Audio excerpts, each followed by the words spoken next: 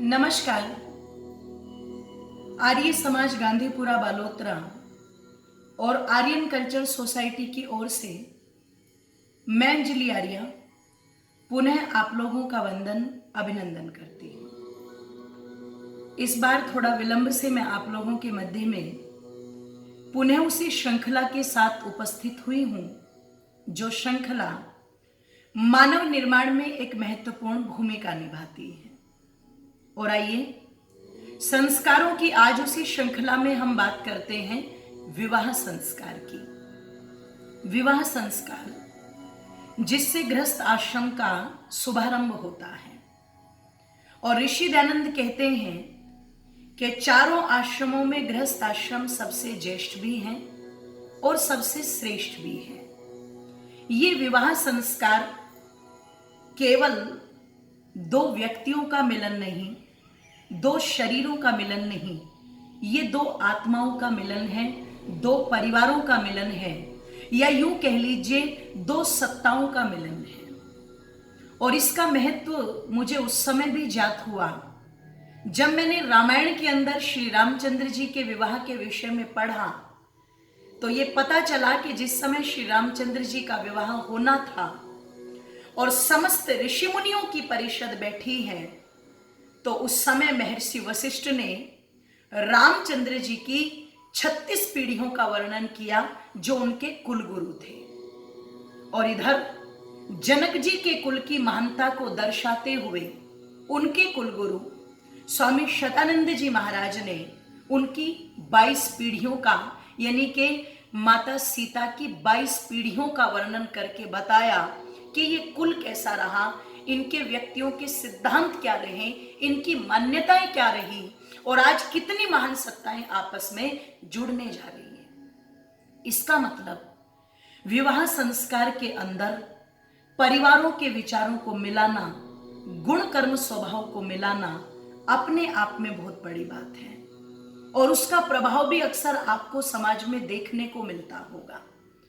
यदि आपने अपने बेटे और बेटी का रिश्ता एक अच्छे कुल, एक अच्छे खानदान के अंदर किया है, तो निश्चित उनका प्रभाव उस वर या वधू के ऊपर जरूर मिलेगा और वो अपनी गृहस्थी को उन्हीं विचारों के साथ लेकर के चलेंगे। यदि कुल खानदान की, परिवार की, संस्कार की, विचार की कोई बात ही नहीं है, तो उसकी हानि केवल दो व्यक्ति नहीं, केवल दो परिवार नहीं, ध्यान रखिएगा पूरा का पूरा समाज भुगतता है।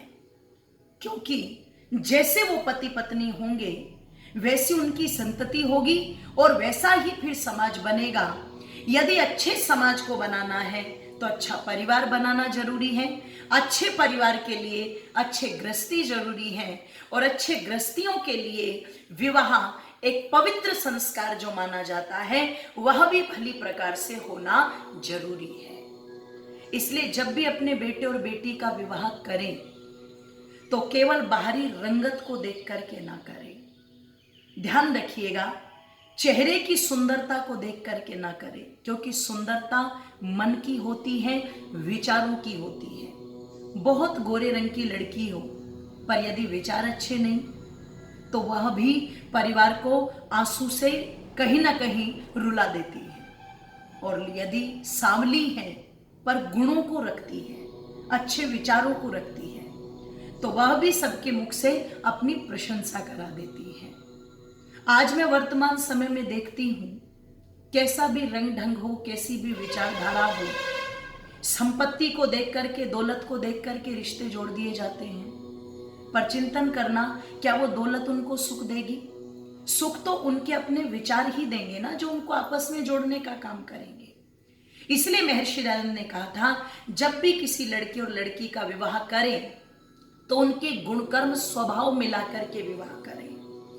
और जब भी अपने बच्चों का विवाह कराएं तो किसी वेद के विद्वान से ही कराएं, जो वैदिक रीति से संस्कार करके ये बताएगा कि ये विवाह भी एक बहुत बड़ा यज्ञ है, जो अन्न के लिए, धन के लिए, यश के लिए, कीर्ति के लिए, समाज के लिए, राष्ट्र के लिए, उत्तम संतति के लिए किया जाता है।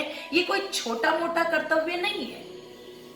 इसीलिए महर्षि मनु ने कहा था, जो 4 वेद पढ़ा हो उसका विवाह करना, जो 3 वेद पढ़ा हो उसका विवाह करना, जो 2 वेद पढ़ा हो उसका विवाह करना, जो 1 वेद पढ़ा हो उसका विवाह करना। पर आज मैं देखती हूं, लड़का अगर रात के 12 बजे घर पर नहीं आता तो माँ बाप क्या कहते हैं, विवाह कर दो। अगर वो शराब पीता है, जुआ खेलता है, तो माता पिता क्या कहते हैं, विवाह कर दो। माने कि विकृत मानसिकता उसकी बन गई तो विवाह कर दो, और वो बेचारी दूसरी लड़की के गले में डाल दो। और कल को अगर वो बेचारी शिकायत कर दे कि आपका बेटा ये गलतियां करता है, तो फिर माता पिता धड़ल्ले से कहते हैं, हमारा बेटा तो बहुत अच्छा था, वो तो तुम्हारे आने से बदल गया। अगर ये मानसिकता रहेगी तो चिंतन कीजिएगा, कहां से एक अच्छे परिवार का आप निर्माण कर पाएंगे। इसलिए ऋषि ने कहा, जब भी विवाह करें गुण कर्म स्वभाव मिलाकर के विवाह करें, और विवाह लड़के और लड़की की इच्छा से हो, पर उसमें माता पिता की इच्छा भी शामिल होनी चाहिए। ध्यान रखिएगा, ये महर्षि दयानंद की उस समय की विचारधारा थी, जो हमें कहीं ना कहीं एक मॉडर्निटी का भाव पैदा करती है हमारे अंदर, कि ऋषि का दिग्दर्शन कितना ऊंचा था। विवाह संस्कार का मतलब केवल नाचना गाना या खाना या एल्बम में फोटो खिंचवाना ये नहीं है। आप किसी वैदिक विद्वान से विवाह कराएं तो वो बताएगा, मम चित्तम अनुचित्तम ते हृदय दधामी। और एक पत्नी कहती है, आज से तुम्हारा और मेरा हृदय एक हो गया।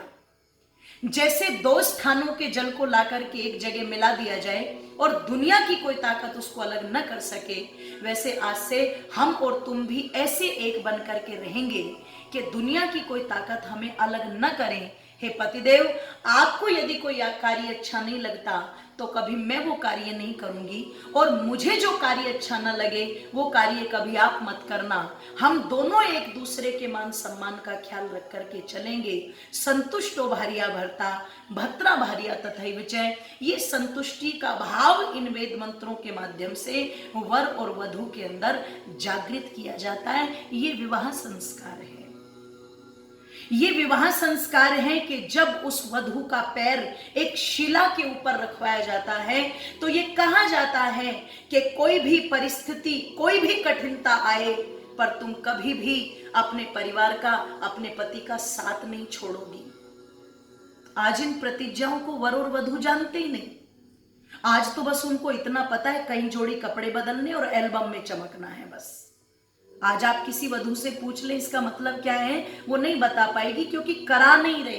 15 मिनट में फेरे हो जाते हैं, नाचने में गाने में सारा समय व्यतीत, और फेरों के समय पंडित जी से कहते हैं बस 15 मिनट। अरे शर्म आनी चाहिए। जिस विवाह संस्कार के लिए आप सब लोग आए हो उसमें 15 मिनट, उसका अर्थ तो जानने का प्रयास करो। अगर वहां पर वो वधू इस बात का अर्थ जानेगी तो आज जो तलाक के केस दिन प्रतिदिन बढ़ते जा रहे हैं वो नहीं बढ़ेंगे। आज जो महिलाएं बात बात पर घर छोड़ने की धमकियां देती है वो नहीं देंगी। इसके लिए जरूरी है किसी वेद के जानने वाले विद्वान से उस संस्कार को कराया जा सके, क्योंकि विवाह संस्कार एक बहुत उत्तम संस्कार है। इस पर चिंतन करें, मंथन करें। सभी का बहुत बहुत धन्यवाद।